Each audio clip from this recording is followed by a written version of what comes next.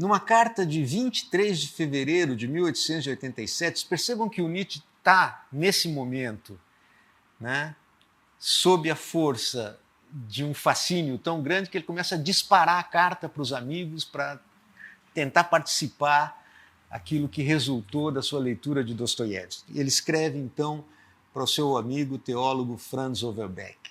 Há algumas semanas não sabia sequer o nome de Dostoiévski. Eu, esse homem inculto que sequer lê jornais. Um achado casual numa livraria trouxe-me aos olhos, completamente por acaso, a obra recém-traduzida para o francês, O Espírito Subterrâneo, tal como ocorreu com Schopenhauer aos 21 anos de idade e aos 35 com Stendhal. Percebem que as grandes referências da vida do Nietzsche são colocadas aqui em um mesmo fôlego com Dostoiévski. O instinto de parentesco, ou, como devo nomeá-lo, falou de imediato. Minha alegria foi extraordinária. Tenho que retornar até meu contato com o vermelho e o negro de Stendhal para me recordar de uma alegria igual. São duas novelas. A primeira, propriamente, uma peça de música, muito estranha, não alemã. A segunda, um golpe de gênio, uma espécie de auto-escárnio do conhece-te a ti mesmo. Bom, conhece-te a ti mesmo é o lema da filosofia socrática e, portanto, da filosofia ocidental enquanto tal. Apenas para antecipar um pouco aquilo que a gente vai ver ainda hoje, isso é uma fatalidade. No duplo sentido de que foi uma fatalidade que Nietzsche tivesse se deparado com Dostoiévski nesse momento e uma fatalidade que Nietzsche tivesse lido esta tradução francesa das Memórias de Subsolo. E vou dizer para vocês exatamente por quê daqui a pouco.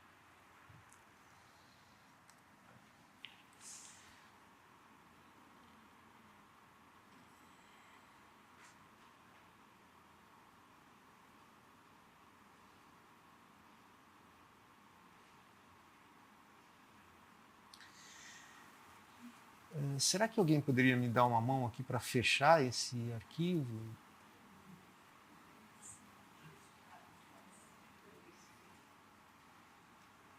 Realmente não sei como fazê-lo.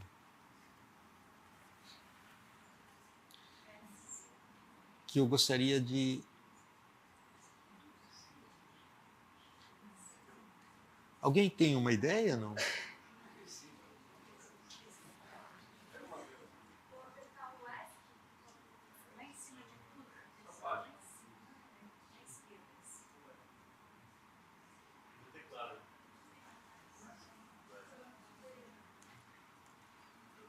Não. Você me faz, por favor? Eu não sei se vai ajudar, mas eu tento. Eu também tentei isso.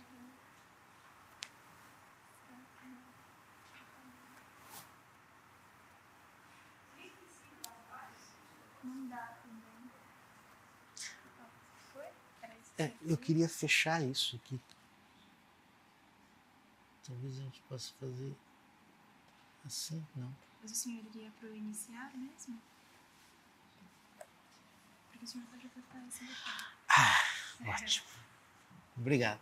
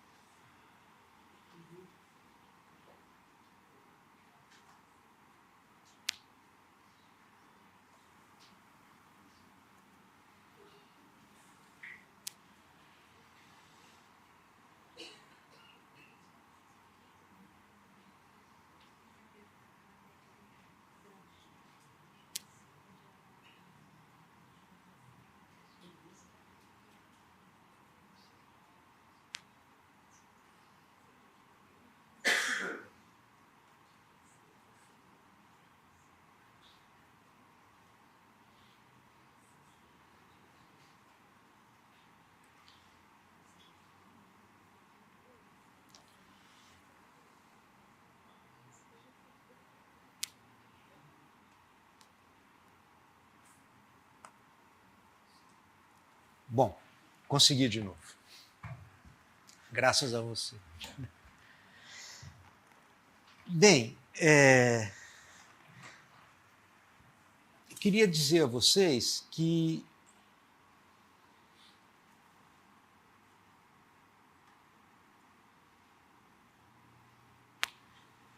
eu tenho uma cópia aqui que eu vou disponibilizar para vocês do exemplar pessoal de Nietzsche das Memórias de Subsolo, o livro que ele próprio tinha, o exemplar dele, e que se encontra hoje na biblioteca pessoal do Nietzsche, em Weimar, e boa parte desse acervo está hoje disponível online. Então, vocês poderão ver, eu vou trazer para vocês na semana que vem, esse arquivo com o texto que Nietzsche teve em mãos, o exemplar que ele mesmo leu. É uma fatalidade, porque esse texto não corresponde ao texto das Memórias de Subsolo original. É uma montagem do editor francês.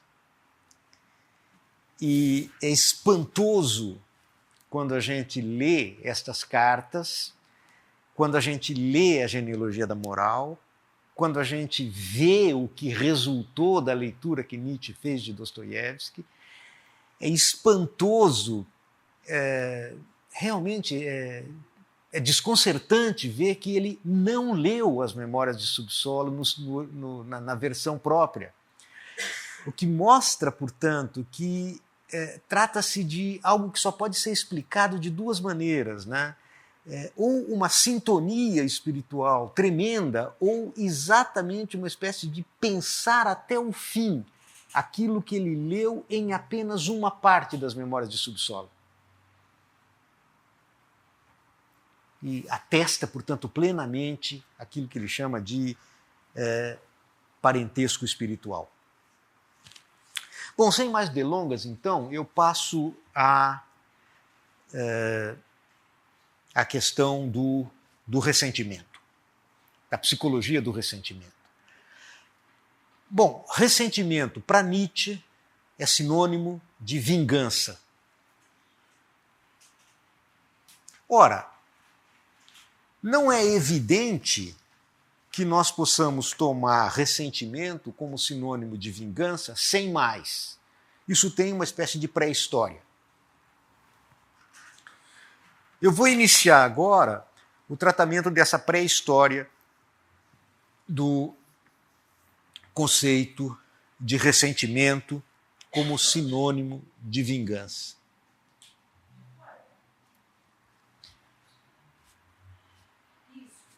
Acho que agora vocês podem ler melhor. O primeiro slide que eu gostaria de trazer é extraído do dicionário histórico-filosófico organizado por Joachim Ritter. E eu extraí dele uma pequena parte do verbete ressentimento. Lá vocês encontram, então, o seguinte conceito. A palavra ressentiment pertence, como a um meio, aos conceitos da língua francesa, para os quais não há em nenhuma outra língua uma palavra substitutiva. O substantivo, tanto quanto o verbo ressentir, é derivado desde o século XVI e constatável na literatura francesa. Em correspondência com a significação do verbo inicialmente neutra quanto a conteúdos, a palavra designa a espécie de sentimento no sentido de um sentir persistente e, desse modo, também de efeitos duradouros.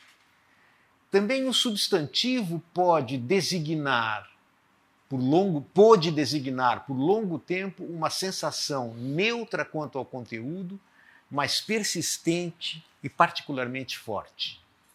No conjunto, ressentiment designa mais sensações de conteúdo negativo do que aquelas de conteúdo positivo, porque as sensações negativas impregnam-se mais duradouro e persistentemente do que aquelas de conteúdo positivo.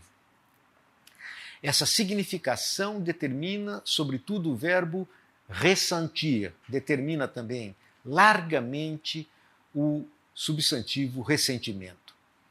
Eu trouxe aqui uma pequena passagem do original do dicionário para mostrar como a primeira remissão é feita ao uso que aparece como fundamento em Balzac. A nossa natureza leva-nos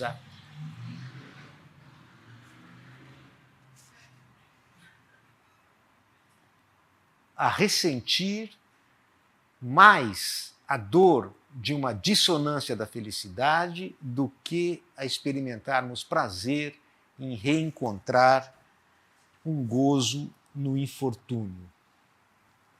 O acento negativo, inevitavelmente preponderante, já encontra-se atestado em Montaigne, que foi quem presumivelmente introduziu o conceito na literatura. Ele emprega ressentiment tanto no sentido de um sentimento duradouro e persistente, como também no sentido de pensamento da vingança que resulta daquele sentimento. Em seu ensaio A Covardia como Mãe da Crueldade, Montaigne descreve a origem da crueldade a partir da covardia. Ele pergunta por que os nossos pais ainda se contentam com a vingança enquanto nós queremos incondicionalmente matar o inimigo. A razão para o incondicional propósito de matar é a covardia, pois a vingança quer apenas deixar para trás de si um sentimento duradouro e persistente, mas não teme o inimigo. Ela não visa senão dar ressentimento de si. Por essa razão, não atacamos um animal ou uma pedra quando nos ferem, pois eles são incapazes de sentir a nossa revanche. Assim, determinado, o ressentiment pressupõe a possibilidade do sentiment, do sentir consciente. Bom, então, a psicologia do ressentimento de que Nietzsche tanto se gaba, e ele escreve sempre ressentimento como ressentiment, exatamente importando, por assim dizer, a palavra francesa, é a psicologia do sentimento de vingança. E, portanto, o uso de ressentimento e vingança é um uso sinonímico que é extraído, por um lado, da literatura francesa. Uma certa tradição literária francesa. Mas não é só.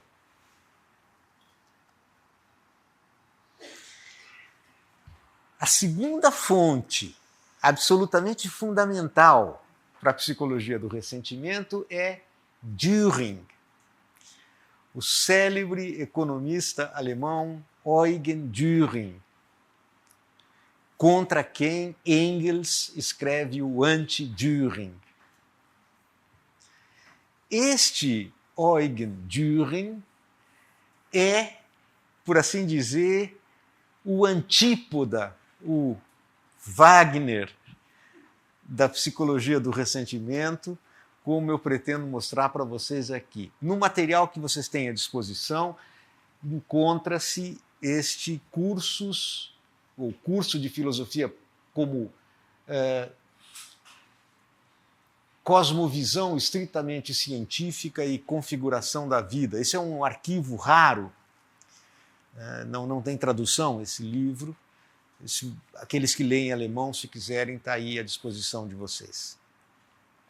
No capítulo dedicado à ética deste curso de filosofia, Dühring escreve o seguinte.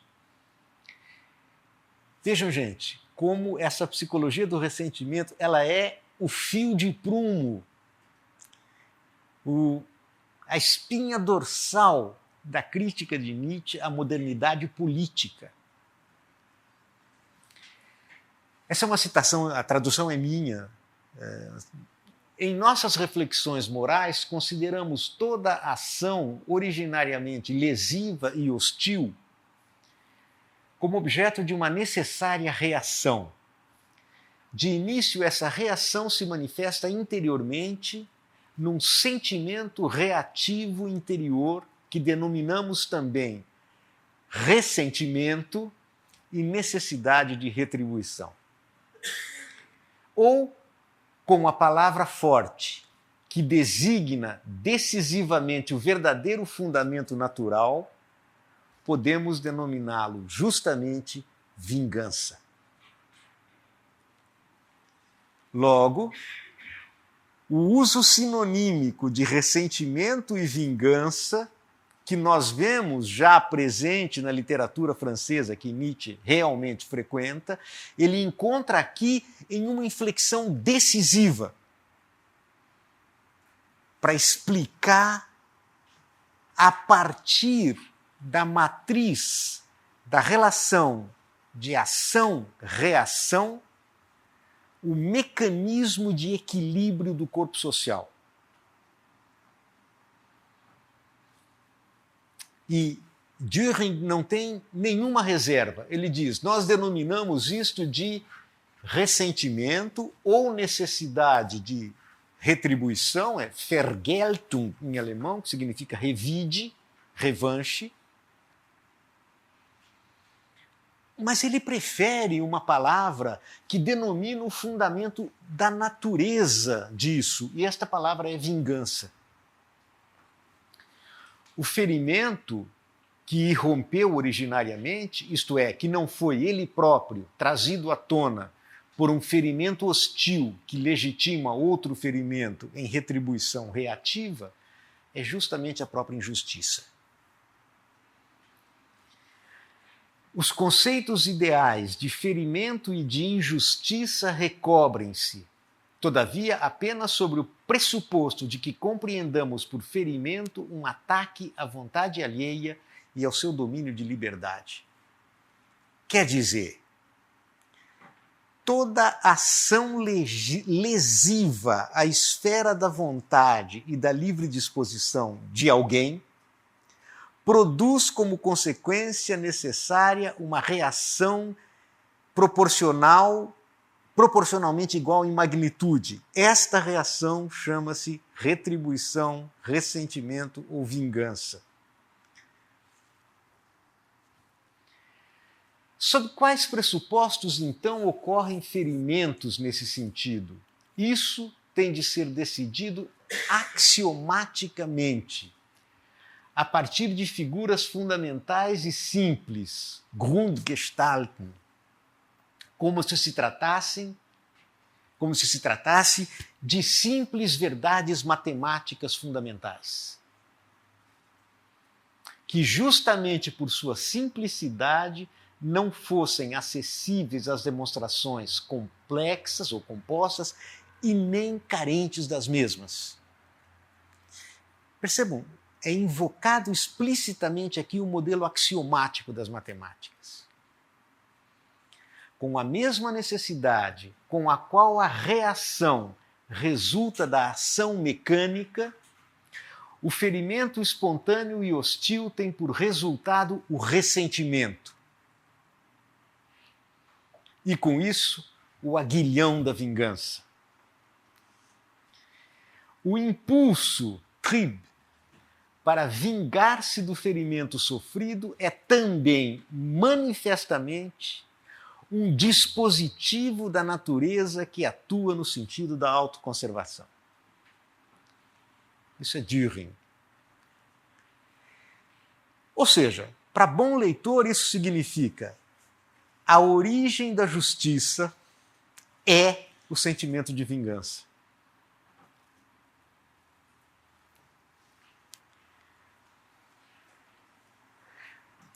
A gênese da lei do direito, da justiça, planta as suas raízes em uma espécie de sentimento negativo e reativo que responde mecanicamente a uma lesão produzida na sua esfera de liberdade e de ação.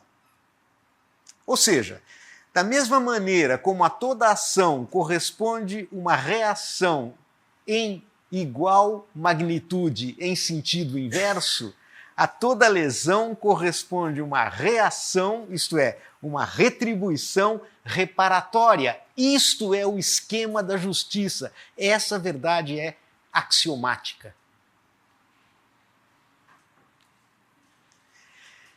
Quer dizer, portanto, que a operação de Dühring consiste em transformar um sentimento negativo, reativo, em origem do direito e da justiça.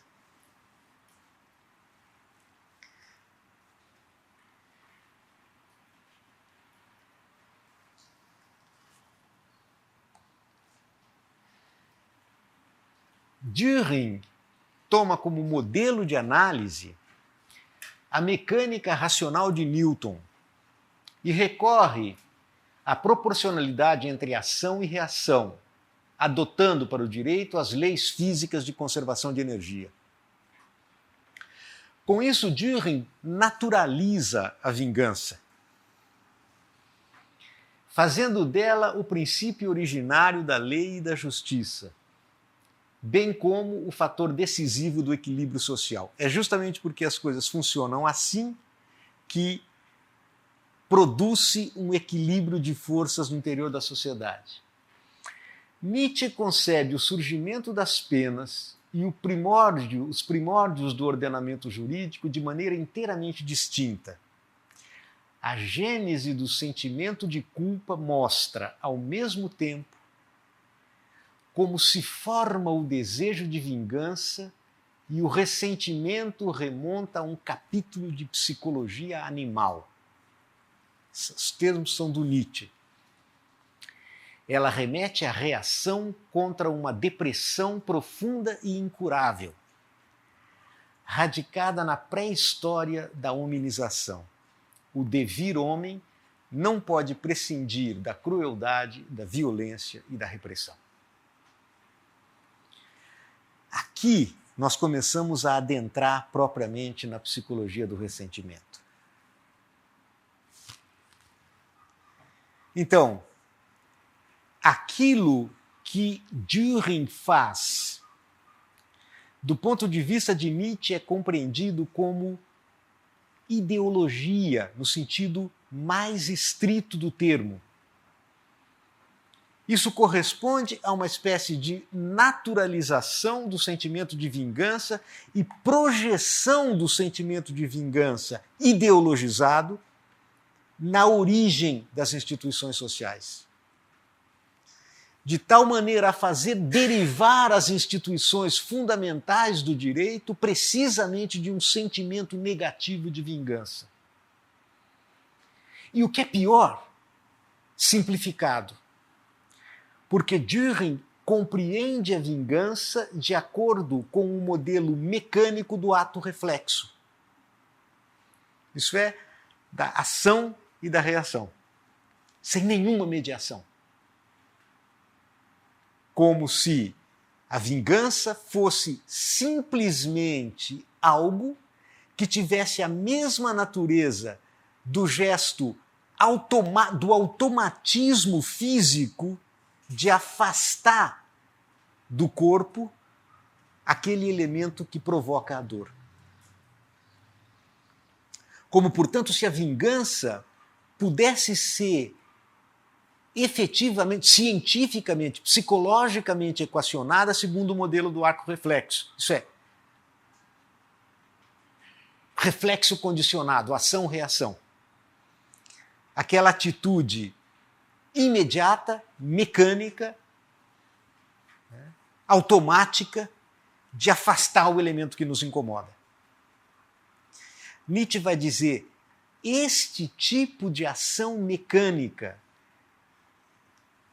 cuja lógica o Dühring pretende projetar no início das instituições sociais mais importantes, é alguma coisa absolutamente secundária. Isto é, ela pode ser, esse mecanismo pode ser produzido, inclusive, ele vai usar um experimento fisiológico na época, em uma rã cuja cabeça foi decepada. Se você, os fisiologistas faziam o experimento na época, né, decepavam a cabeça da rã e colocavam lá um instrumento contundente qualquer que produzia algum tipo de dor. E essa dor correspondia a um movimento mecânico de afastamento da causa da dor, mesmo no caso de um animal cuja cabeça tinha sido decepada. O Nietzsche diz, isto mostra como este tipo de derivação psicológica é absolutamente míope.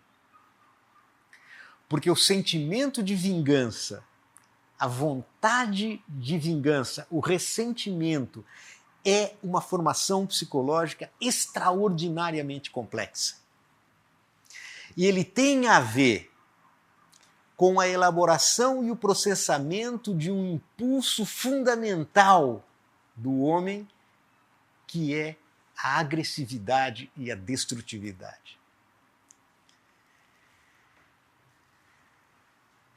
Compreender a mecânica do ressentimento é realmente compreender a psicologia do tipo homem hegemônico na nossa cultura ocidental. E para isso é preciso, então, retornar à pré-história da civilização. É isso que faz a genealogia da moral e é aí que a psicologia do ressentimento ganha o seu contorno. Ou seja, toda uma teoria da repressão. Todos os instintos que não se descarregam para fora voltam-se para dentro. Isto é o que chamo de interiorização do homem. É assim que no homem cresce o que depois se denomina sua alma. Essa é também a origem da má consciência. Com ela foi introduzida no mundo a maior e mais sinistra doença da qual até hoje não se curou a humanidade. O sofrimento do homem com o homem, consigo, como resultado de uma violenta separação do seu passado animal.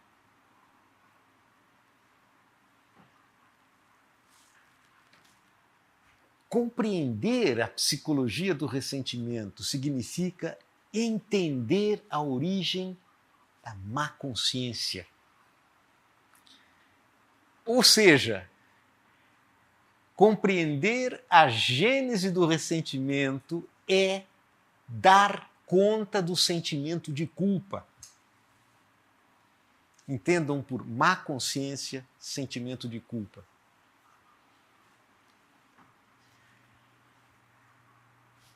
Sentimento de culpa, isso bem antes do Dr. Freud, não é outra coisa do que internalização da crueldade. Interiorização da agressividade, da destrutividade. Que significa dizer que na origem do processo civilizatório encontra-se uma repressão da descarga externa dos impulsos, que, uma vez bloqueados no seu canal natural de descarga, passam a se descarregar dentro do próprio homem. É justamente esta inversão das vias naturais de descarga das forças pulsionais que cria a alma. Ou seja, aquilo que nós chamamos de mundo interior. Vejam então, gente, como é que para que nós possamos compreender a imensa riqueza do que o Nietzsche está tratando, é preciso que a gente tenha esses marcos de referência. Ou seja, o que ele está tratando é o devir homem, o tornar-se homem. E este tornar-se homem tem a ver justamente com a contenção, a repressão da descarga das energias pulsionais que passam a ser inibidas na sua direção, ou, se quiserem, no seu vetor originário.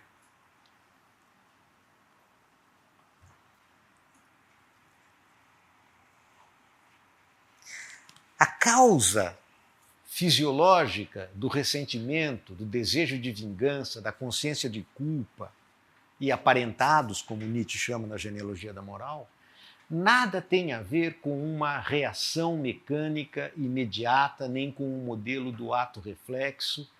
Ela não é outra coisa senão a vontade imperiosa e a necessidade de entorpecer o sofrimento por meio de uma poderosa descarga internalizada de afetos tônicos. Essa necessidade de descarga está ligada à gênese do processo civilizatório. A reação reflexa é mecânica, um ato que visa afastar imediatamente a causa do sofrimento. O ressentimento é um ato elaborado, uma reação fundada num sentimento negativo. É um dispositivo de compensação pelo sofrimento, cuja origem é a repressão e a inibição da destrutividade, originariamente voltada para o exterior, contra o mundo, os outros homens, e, uma vez invertido em seu curso natural, tem de desafogar-se internamente.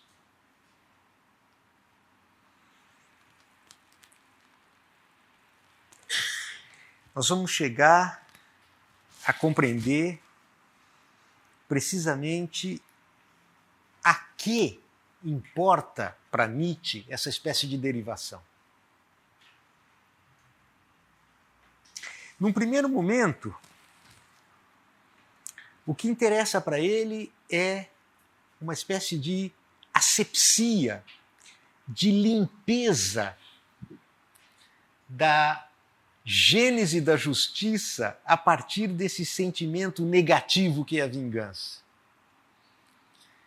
Nietzsche vai dizer, ao contrário do que pensa Dühring,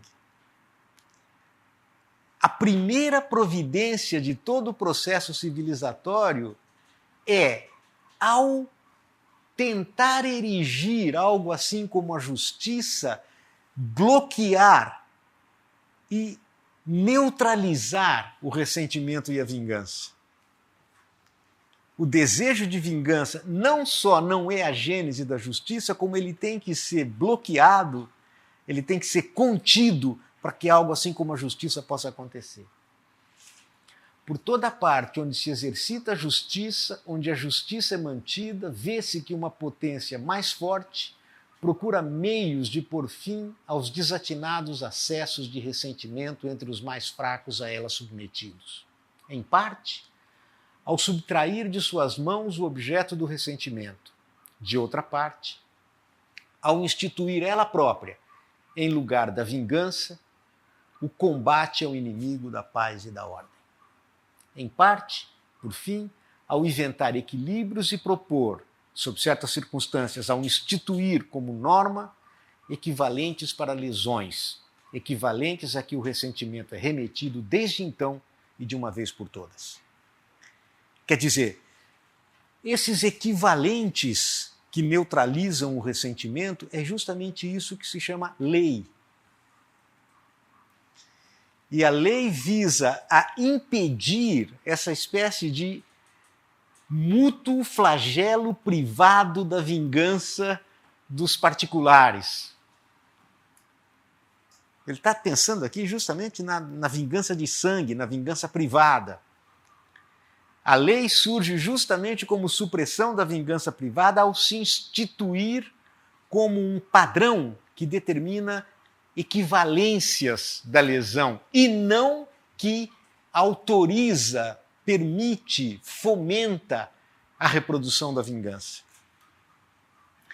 Portanto, a justiça não nasce de um sentimento negativo nem reativo daquele que foi lesado, dizendo em outras palavras, a justiça não nasce da impotência, mas ao contrário, ela nasce de uma potência mais forte, isso é, de um gesto positivo e ativo de neutralização do circuito privado do ressentimento.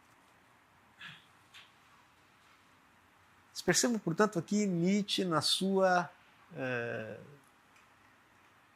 figura própria de inversão das evidências supostamente consolidadas. Aquilo que Dürer tinha como uma doutrina axiomática, Nietzsche vai dizer isso é puro blá blá blá, é pura ideologia. Na verdade, isso é o contrário disso que é verdadeiro.